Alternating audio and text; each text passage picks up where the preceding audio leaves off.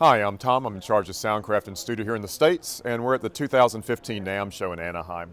And we'll be talking about two new products we have called, or product ranges, one called the Signature and one called the UI.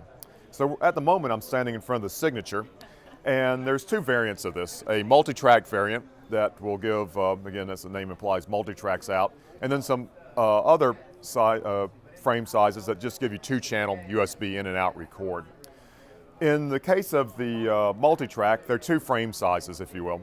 There's a 22 input and a 12 input, and each one of these respectively does 24 out or 14 outs via USB interface. So it'll work with any Mac or PC. On a PC it'll use ASIO drivers, on the Mac Core Audio drivers, and it uses some building blocks from older consoles that have quite a heritage with Soundcraft. One of which was called the Ghost, which was a very well-known recording console in the early 90s and was renowned for its mic preamp. So we've taken the mic preamp from the Ghost and integrated it into all these Signature series products. We've also taken EQ from a production console called the Sapphire and put it in there.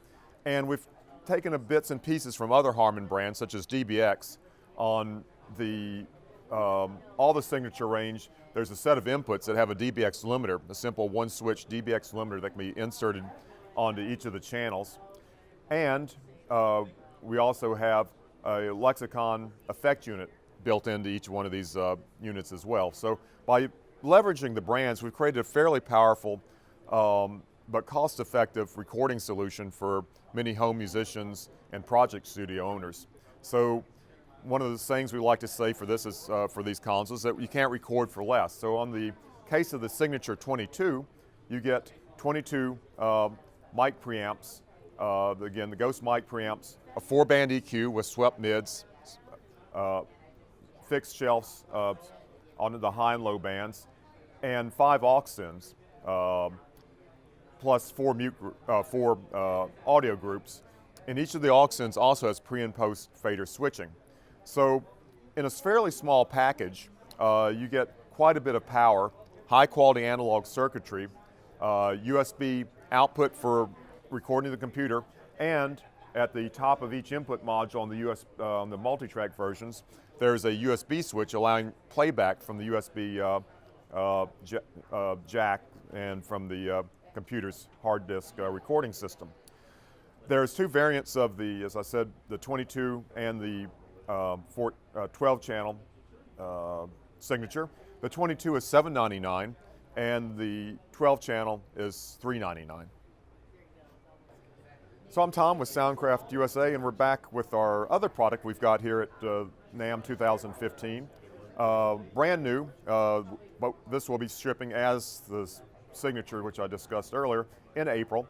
And this is a brand new product category for us where we've taken a box with inputs and outputs. In this case, there's two variants. We're looking at the UI 16, which is the 12 mic preamp input and 2 stereo line input for a total of 16 inputs into the mix bus by 4 monitor outputs, shown up here on XLRs, and 2 main outputs, left and right. There's a smaller variant of this called this UI 12, only difference being that it has less I/O, 4 less mic inputs, and 1 or 2 other small changes. But the interface, which is the key part of it, is the same between both products.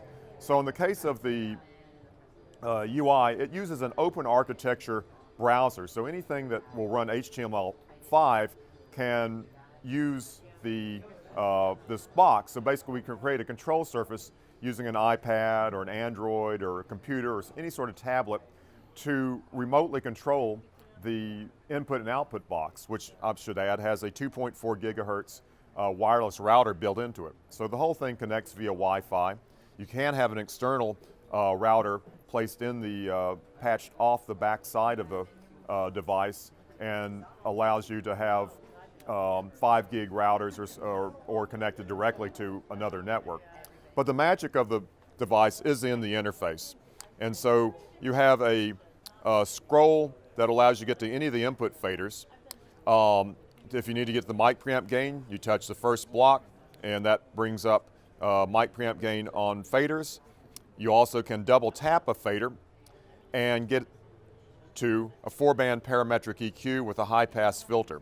And these are multi-touch, allowing you to do squeezes and narrow the frequency centers down.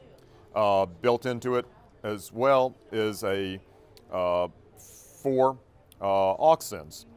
Each aux send feeds or 4 dedicated effect sends, I should say.